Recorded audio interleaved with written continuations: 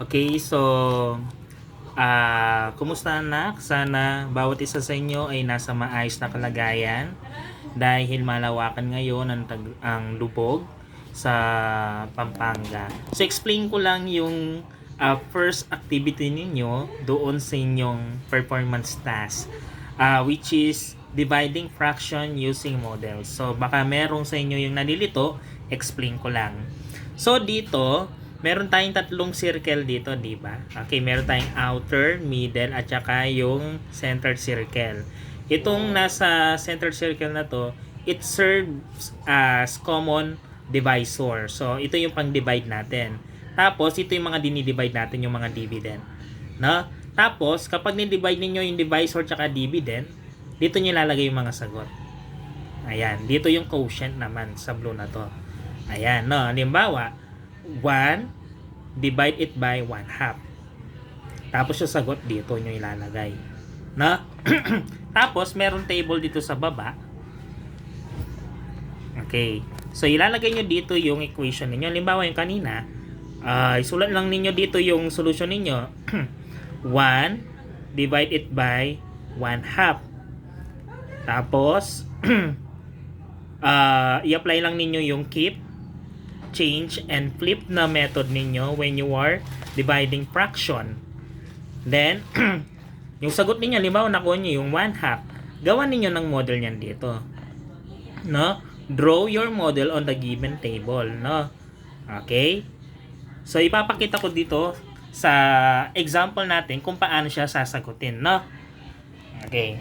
Halimbawa, meron tayo ditong hindi ito kamukha ng ng activity ninyo or PETA, pero it explains on how will you answer your performance task or your first performance task na binigay ko sa inyo. So meron tayong common divisor dito, yung 1/3, tapos ito yung mga ipagdi-divide niyo yung dividend, no? Okay? Sa inyong activity, 'di ba? Meron pa kayong parang limatay nandirito ninyo, no? Okay. So sagutin niyo 1 to 5 'yan, no?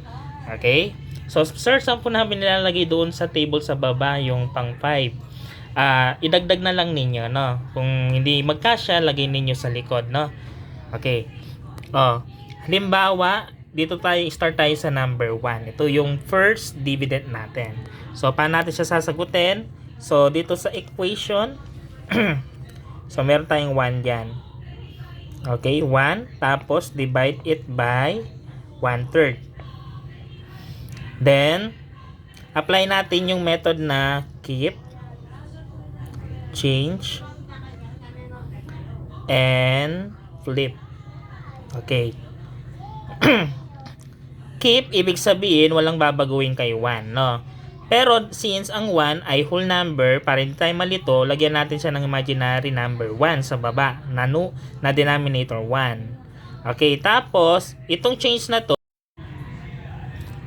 tapos yung change, okay, so yung change, it refers naman dito sa ating operation. So di ba division ito, ang gagawin natin yan, papalitan natin siya from division magiging multiplication. No? Then, yung flip, dito naman sa pangalawang fraction, yung 1/3. So, yung 1/3, babaliktaran natin. From 1/3, magiging 3 and 1. 3/1. So, ganyan siya. Ganyan ina-apply yung keep, change, and flip na method. So, keep, ibig sabihin panatilihin yung number. Walang babaguhin.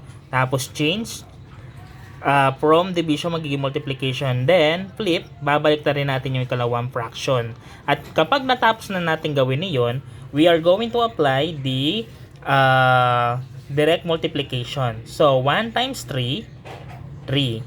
Then, 1 times 1, 1. Or 3. Ayan na.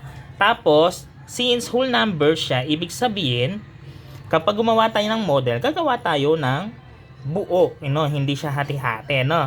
Okay. So, ang pwede lang gawin nating model dyan is pie graph, ano pa ba? Mga line graph, or mga bar graph. So, dito try natin gumawa ng bar graph. Ibig sabihin, kapag whole number, tatlong whole number yan, ibig sabihin, yung model mo is, kung gagawa ka ng bar graph, tatlong bar graph. Sir, hindi po siya nahati. Hindi siya mahahati kasi whole number nga siya. Ayan, no? So, ibig sabihin, ganyan siya. Ayan. O, halimbawa, ito naman, try natin yung ikalawa, yung number 2, no? So, yung dividend natin ay 2. Tapos, yung divisor natin ulit, constant yan, is 1/3. Then, we are going to apply the keep, change, and flip method. So, 2. Okay, keep natin yung 2. Lagyan lang natin ng 1. Tapos, yung divide, change natin into multiplication. Then, yung 1/3, i-flip natin, magiging 3/1. Then, after we do the keep, change, and flip method, ang gagawin naman natin is direct multiplication. 2 times 3, 6. 1 times 1, 1. Or 6. Ganun siya, no? O, kapag ginawang model naman natin siya, halimbawa, pie graph naman. Okay, gawa tayo ng 6 na bilog kasi buo siya, no? Hindi siya parang pizza. Ayan. So, 6 siya. O, shade mo na lang para mas maganda, no? Lagyan mo ng kulay. Okay. So, halimbawa, sir, kung nakuha namin sagot, hindi siya buong ganyan. Halimbawa, ang nakuha namin sagot is 3/4. Okay. O, kung fraction bar ang gagawin mo, sa isang fraction bar, yung madalas na ginagawa natin, ilan ang hati? 4. So, tingin natin 4. Ilan ang shade? 3. Mag-shade tayo ng 3. Ganyan siya, no? Okay. Ganyan siya kapag fraction bar. Fraction bar. Kapag pie graph naman, gusto mong gumamit ng pie graph, sa inyo kung anong klaseng model ang gagawin ninyo, pwedeng ganito. Hatiin niyo sa 4 dahil 4 na hati yan. Tapos 3 shade mo 3. Ayan. Okay? So ganyan naman siya kapag pie graph. Sir, halimbawa naman, yung sagot namin is meron mixed number siya, ganyan siya. 3 and 3/4. So, ibig sabihin, meron kang isang buong whole number na 1. Halimbawa, gagamitin mo is fraction bar. So, fraction bar, isang fraction bar na buo, tapos isang fraction bar na hahatiin mo sa 4. Okay, ito yung 1, ito yung 3/4 naman, no?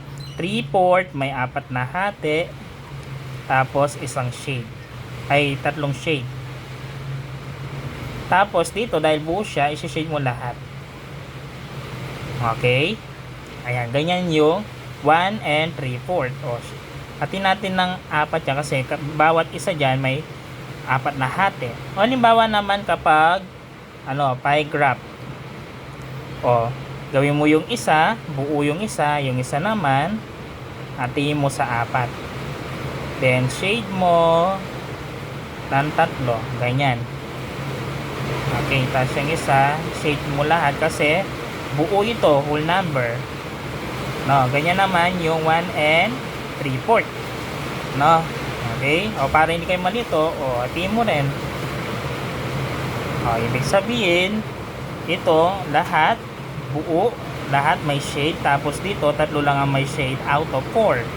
So, 1 and 3/4. Parang ganun siya, no? Okay? So, ganyan gagawin yung activity natin for this performance task na ito, no? Ayan. Tapos, ito yung nilalagay yung mga sagot ninyo. Okay, tapos dito sa part na to, ayan yung ginawa natin kanina, yung equation, yung solution, then yung model. Okay, di ba 5 yan? Yung pang 5 lang, isulat na lang ninyo sa likod, no? Okay, kasi tingnan ninyo, 1, 2, 3, 4, 5. 1, 2, 3, 4, 5. Okay? Sir, saan po namin lalagay yung sagot dito? Halimbawa, pang 5 ito. lagyan na lang ninyo dito, isingit nyo dito. Halimbawa, ito, 1/2. Ito, 1/4. Lagyan nyo doon, no? Okay? Ganun lang. Maraming salamat. Ingat lagi. Umuulan na.